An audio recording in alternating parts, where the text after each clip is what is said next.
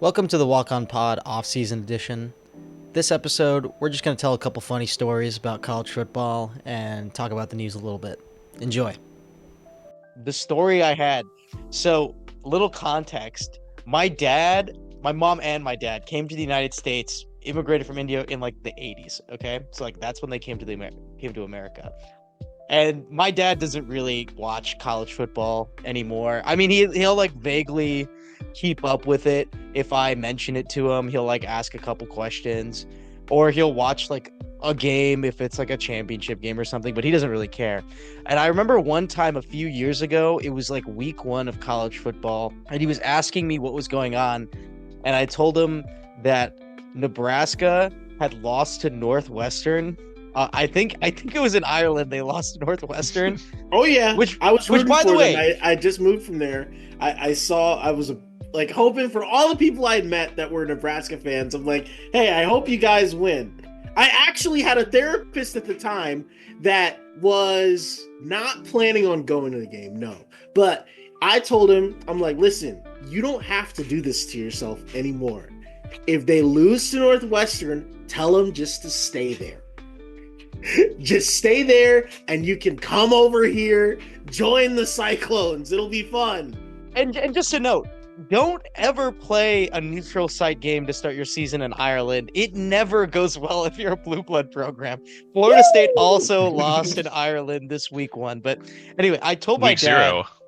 Yeah, week 0. Yeah, never play in Ireland. Sorry to interrupt you a second time during this, but Nebraska had like a crazy long streak. I'm probably remembering what was actually like 2 or 3 years as like 5 or 6, because it's Nebraska, of being 0-2 before the Saturday of week 1, because they would always play on like Friday night week 1 and then week 0. And it's like never do it. Don't ever play in Ireland or London. It never works out for you. Okay, so anyway, I tell my dad that Nebraska lost to Northwestern, and he literally goes through the 5 stages of grief. First he denies it. It's like, no, that didn't happen. And then I took out my phone, I read up the score, and then I kid you not, he took off his hat. He took off his baseball hat and put it against his chest. He looked like what I imagine people looked like when they were watching like 9/11 on TV the first time. He took it off and he was like, I couldn't believe it. And I'll never forget the only thing he told me. He said this with a completely straight face. It was so funny looking back. With a completely straight face, he said, in anger, they should have never gone away from the wishbone. Like, that's what all went wrong. It all went wrong when they hired that West Coast fuck who got rid of the wishbone. It still makes him mad. So that was that. I think Tennessee also lost to Georgia State that year at home. It was like, my dad also had like a mental breakdown when that happened. He was like, Georgia State. That one he just found funny. He just literally started laughing when he heard the Georgia State. That was awesome. Tennessee at home. John, you had one, right? Yeah, dude. So March 10th, 2019. Oh Lord, there's a date. In the off season. Not so, sir. I went to Georgia State's converted baseball stadium to watch the Atlanta Legends of the American Alliance of Football play against the Memphis Express, baby. Wow.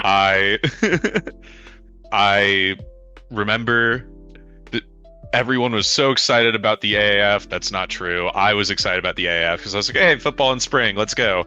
I got my whole group of friends invested in it. We all picked teams. There were only 8 teams. My roommates picked the Orlando Apollos, who were the best team, which sucked for me because the Atlanta Legends continued the Atlanta sports legend of going 2-6. But I was at one of those 2 victories before the league went defunct 2 weeks before the season was supposed to end, when there were allegations of players not being paid for weeks and team staff not having any equipment. They stole this spring league away from me. A spring league not killed by COVID, but killed by bad business. God, rest in peace. I remember that. I have an Aaron Murray Atlanta Legends jersey in my closet. That thing is either gonna be worth nothing or like $10,000 in like 10 years or something. Well, if I was smart, I would have bought a Younghoe Koo jersey for the Atlanta Legends. That's right. Got to see him play before he joined the Falcons. Damn. Legend of the game. It was Younghoe Koo. Chargers legend. Chargers legend, sure, but more importantly than that, scored the first points in AAF history. He's also Asian, which is notable. Probably the most notable thing about it. You could have made so much money if you got a Younghoe Koo jersey. I'm just saying. Oh my god. I remember when that was shit on. Like I'm Younghoe Koo. Pour up a bonus of 2x2. I remember when that league first came on. I had no idea it even existed, and I just turned on my TV one day and it was on. And I think it was like Johnny Manziel was a QB. I feel Yep. like Steve Spurrier was a coach, if I recall. Correct. I remember watching it, and like the upper decks were completely covered. Yeah, They didn't have the attendance yet.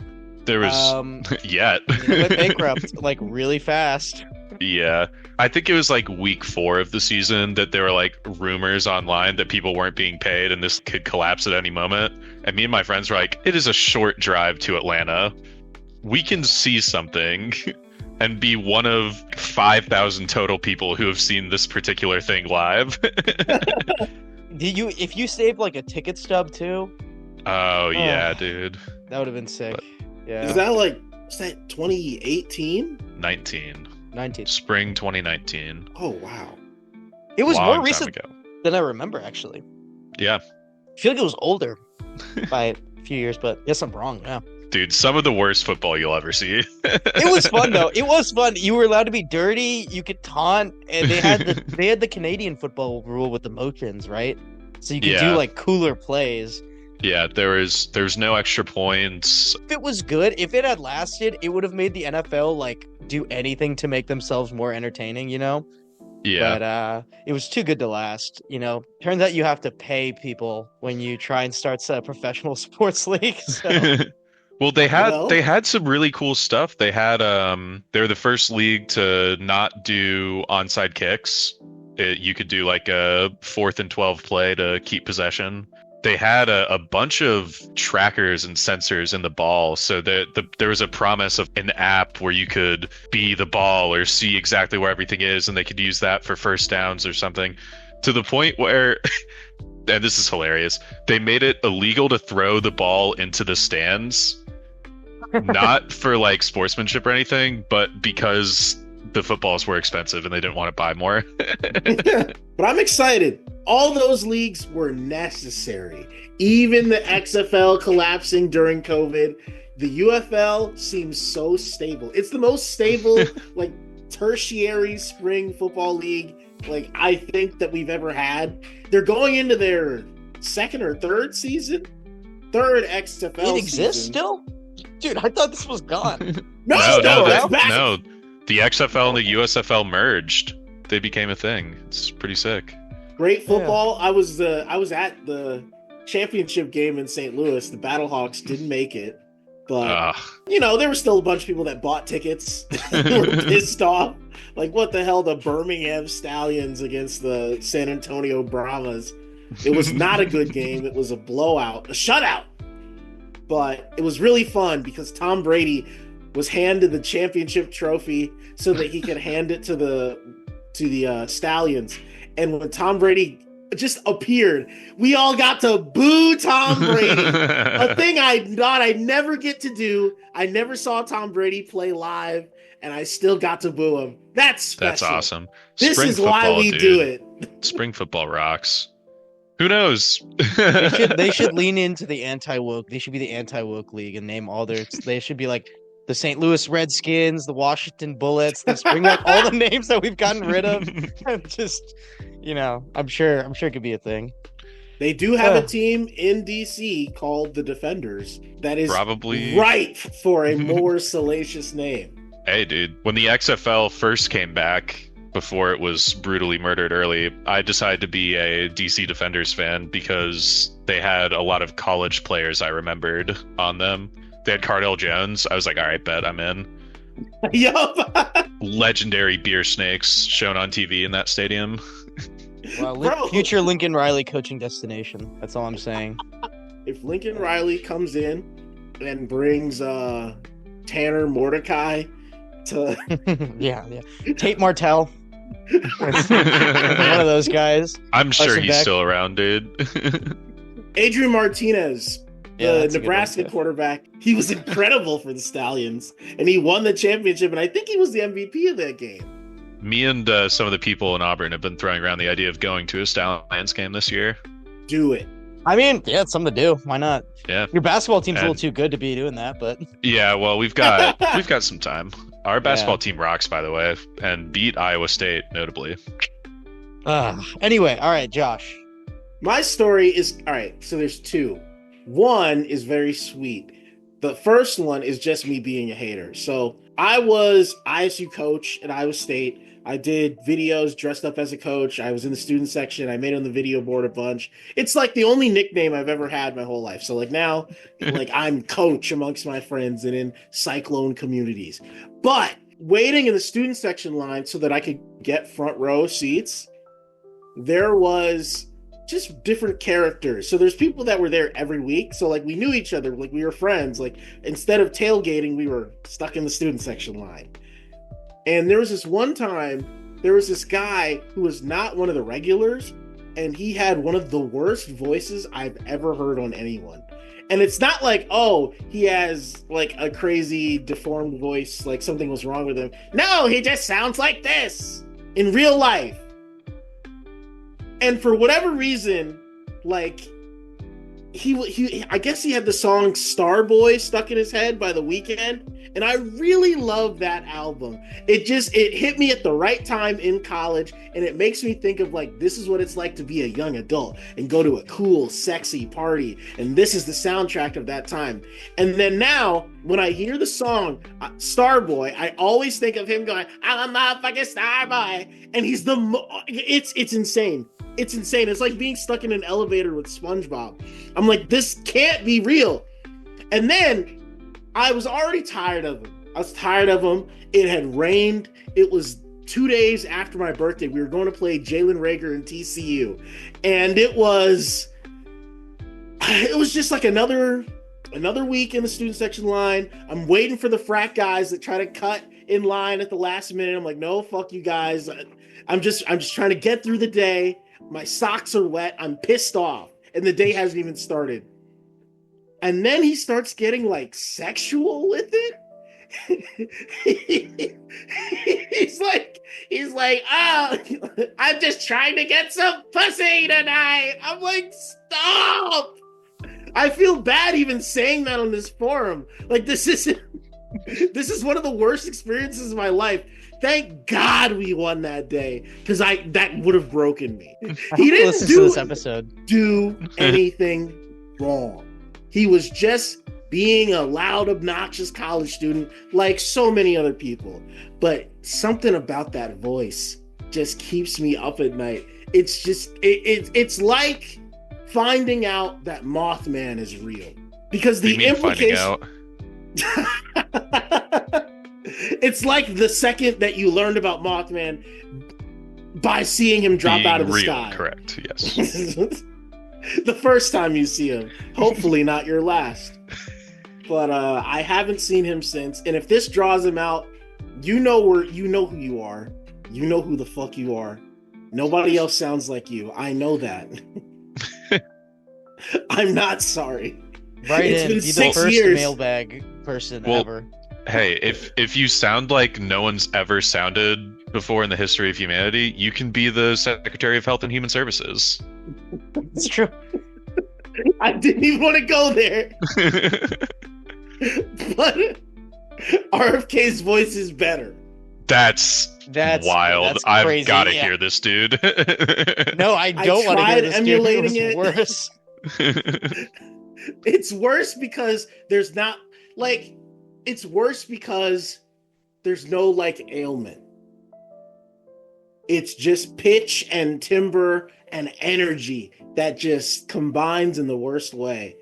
But hey, he's a Cyclone fan, so he can't be all bad. Story number Take 2. So my ex-girlfriend, she worked at the bookstore, and it was just like a nice part-time job, and she was doing like it's the beginning of the semester. I think this was 2018 spring, beginning of the semester, coming out of Christmas break. It's the most dismal time of the year, and it's just like stocking books and calling students like, hey, your books are available to whatever, because I sent you an email and now I'm sending you a call and I'm going to send you a text. So this is like step 2 of 3. So she's calling people, and she calls Jaquan Bailey, at the time Iowa State's record-holding sack leader, and he answers like, hello? And she's like, yeah, hey, this is the bookstore. Huh? Yeah, sorry. Can you hear me okay? This is the bookstore. This is Josh's ex name. We're here to wait. Slow down. What? This is the ISU bookstore, your spring semester book. No, I'm just playing. This is Jaquan Bailey's phone. I'm not available right now. See you later. He had one of those answering messages. Voicemail gag in that year. That's awesome. This is 2019.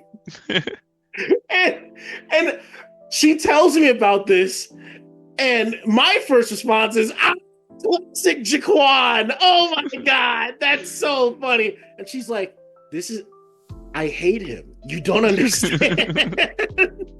Okay, one side note on that, I worked for the Iowa State football team recording practices, so I have actually spoken to Jaquan Bailey as well as many of the defensive line unit, who, by the way, culturally speaking, the funniest people on a football team are always the defensive linemen.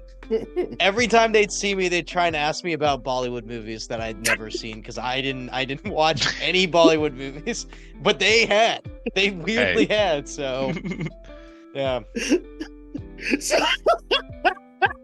Jesus Christ, dude.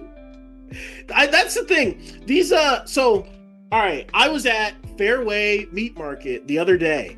There was a guy in line. He had one of the classic Letterman sort of jackets, but one of the ones that in the all black and white with the Cyclone script on the front. Those are available at Charlie Hustle for pre-order, but the coaching staff had them early during the Kansas State game.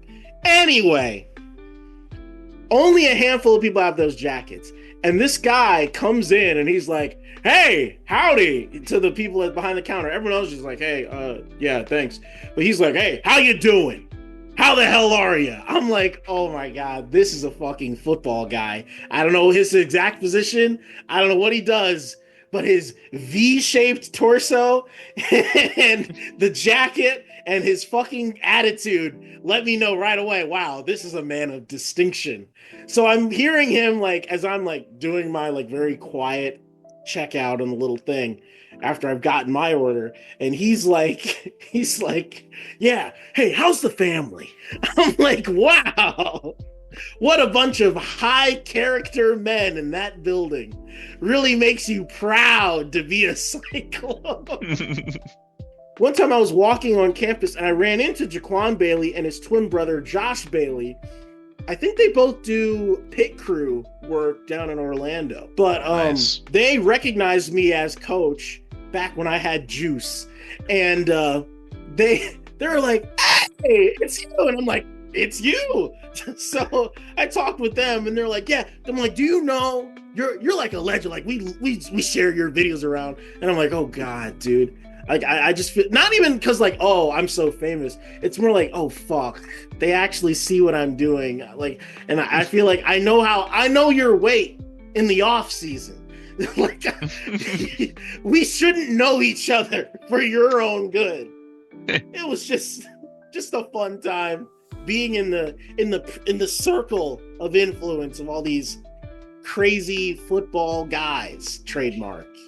There was one piece of news that I thought was noteworthy besides, this random guy is going to be the corners coach at this school, or this guy, committed somewhere, which is that the Big Ten and the SEC have been discussing reformatting the playoff Already we just reformatted it.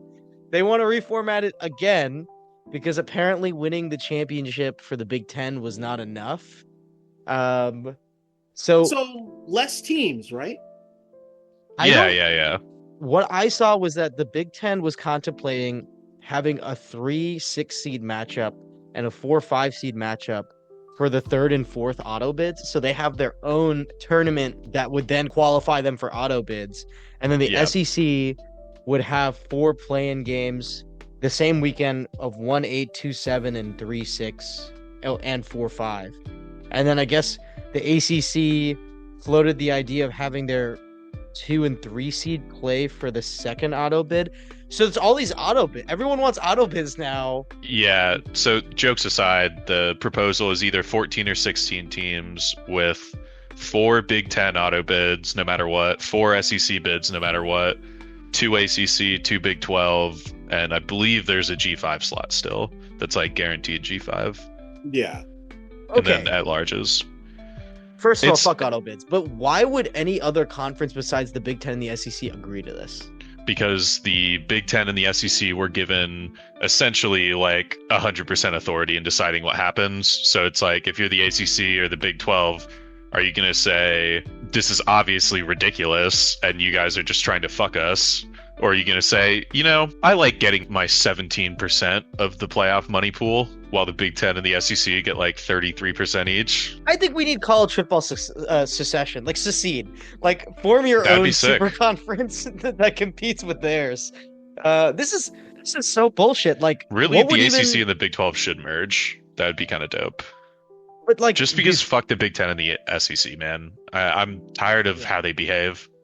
Well, they shouldn't have this authority. And dude, 4 auto bids is a lot. Dude, what would that even be in current terms? My bad. I actually should have looked this up. Like, if they did that this year, we literally putting? We're looking at 4 different 5-3 SEC conference record teams and trying to figure out the tiebreaker, or doing like a play-in game during championship weekend.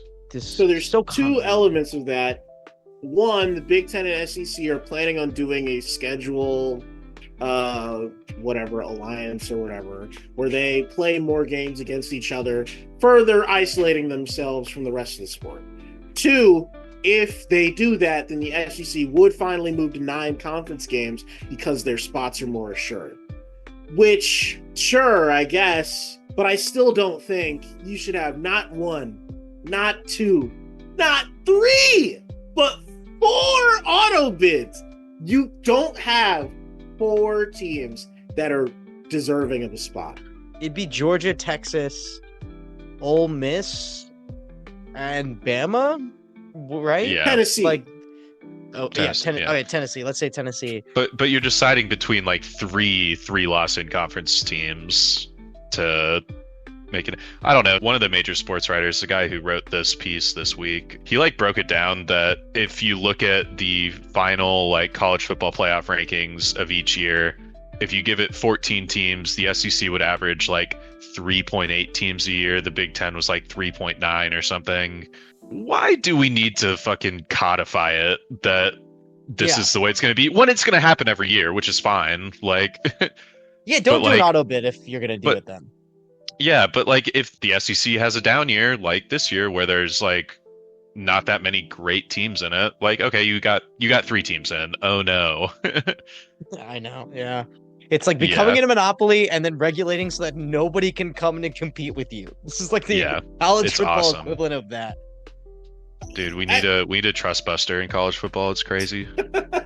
Who's gonna come in and with a bully idea and fix this thing? My thing is, even conceding all of this ground, all of it, I don't even care.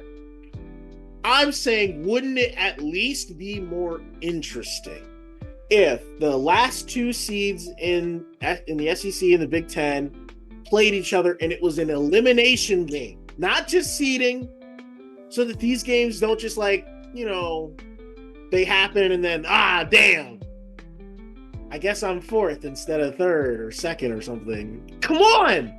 Where is the winner go home? And it's not until we've already had several rounds of culling people through a regular season, then a postseason, then another thing, but then it just makes more room for, okay, thank God we got Ohio State in the national championship. We were able to include them, and they eventually got it right. Yeah. It's just too much, man. It's so convoluted. I'm struggling to follow, and I care. Like, I can't even imagine what a normal person would think of this system. Like, this is just too much. It's exactly the same as the playoff ranking versus seeding thing that, like, they just made themselves a problem. Where I was telling, like, people at work, like, coworker class of people, like, who are not, like, super plugged in, right? And it's like, you guys don't understand that at the end of the season, this is going to suck because the rankings are not the seedings. And it's like, that's a problem that they just generated for no reason. And, like, yeah, that's not that big of a deal, but it's like, why is it even a little bit complex? Yeah, it doesn't need to be this difficult. It really doesn't. Like, even describing it, I'm like, dude, how many teams are in contention now? Like, because we're like, if you have a tournament to decide who enters the tournament, then you've just made a larger tournament. Like, it's not a tournament. So we have like 37 teams in the fucking playoff now. Because the Big 12 and the ACC will also have their bullshit brackets to figure out who does what. And then but it's not a true tournament though, because teams that lose in the tournament are still in the picture. Yeah, that's true. Yeah, you get the benefit of the doubt if you like think you're good, I guess. But anyway, way too convoluted. We added preliminaries to the fucking college football postseason. That's so sick. It's the group stage.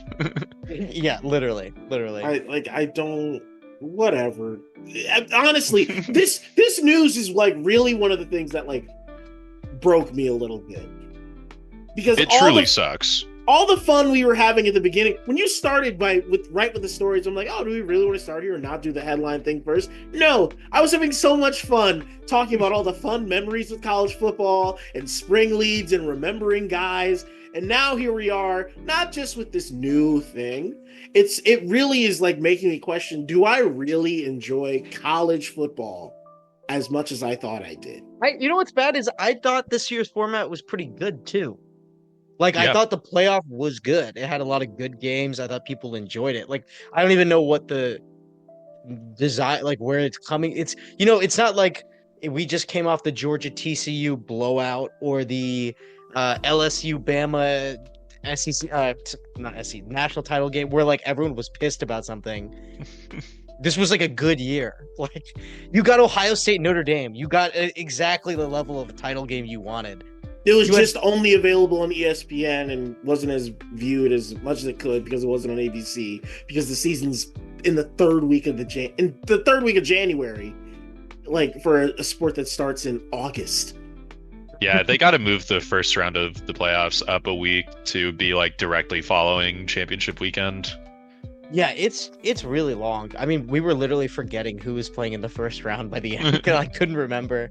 But okay, this moves me to my next point though, Josh. So we all watched the Super Bowl, right? It was a blowout. And because it was a blowout, I think we should entirely redesign the NFL playoff system to prevent this from happening again. So I made this. I made a new format. A new format for the NFL based off the college football system. And for the record, r/college football wouldn't let me post this on their shitty little subreddit. So I'm going to read it on this podcast. That'll get you in the mods' good graces. I put in way too much work to not get to not put this out there. So I'm going to explain to you how the NFL can prevent a terrible blowout that the Eagles just did to the Chiefs, right? So the new format is we have a Congress of 64 representatives, all right? Two representatives per team who vote a subcommittee of 12 sultans who decide who the playoff teams are each year. Now, I know what you're thinking. Won't the sultans just place their own teams in the playoffs? That's exactly what I was thinking. That's exactly what the sultans would do. I know, but don't worry. I thought of this. There's an unelected central audit committee who's tasked with ensuring the sultans are being honest. Who's on this committee, you say? Well, it's called the title of the committee is the Morally Outspoken Nexus of Ethical Yuppies Committee, or Money Committee for short. And they're there to ensure a very fair playing field for all. Who's on the money committee?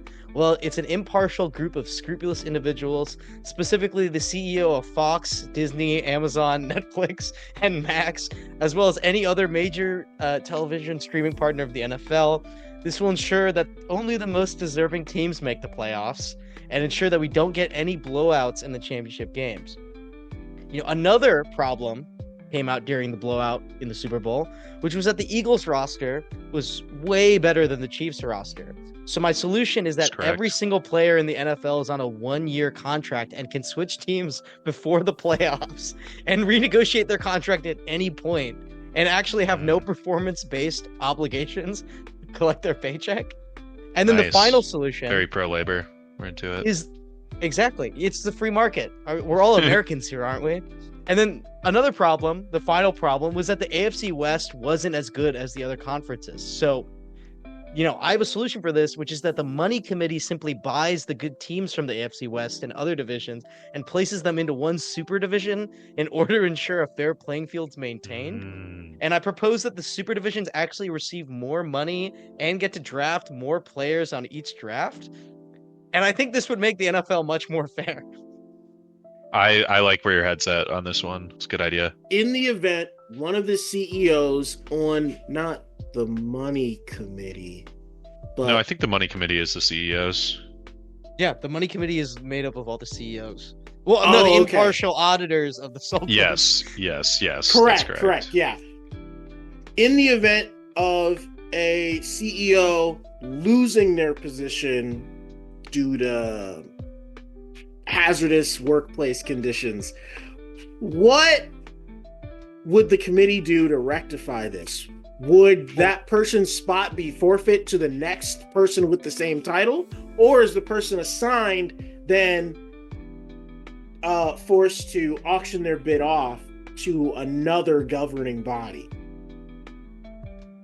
Well, I think there's just going to be a college football Führer who institutes martial law in the event of any CEO not being present at the meeting, and they pretty much just handle everything via executive order. Per curb street, got you. Yes, yeah. Nice. I think Adam Silver would be a great commissioner of this new system, personally. Roger Goodell. Anyway, I put in way too much work. I sat for like 45 minutes thinking of this stupid system. I just wanted to demonstrate how fucking convoluted college football has become. Like, a Congress of 64 representatives isn't even that far off from what we currently have. Like, actually, this would probably be more organized than the current system that we have. Oh man. See, I like the implementation of the Sultan Council because that invites the possibility of a scheming vizier who is working behind the scenes to achieve power and glory. Yeah. Well, I mean, listen, Adam Schefter? It's a bilateral or bicameral legislature, and yeah, there's the House of Sultans, there's the House of Commons. And they have to be ratified by the Central Audit Committee. I really want to make the most complicated system. I think we should make a system that's so complicated that we just give up, and whoever they choose, we just assume was chosen ethically. Kind of like our current system. So. Gotta love college football. And that was our podcast for this week of college football. Thanks for listening, and God bless.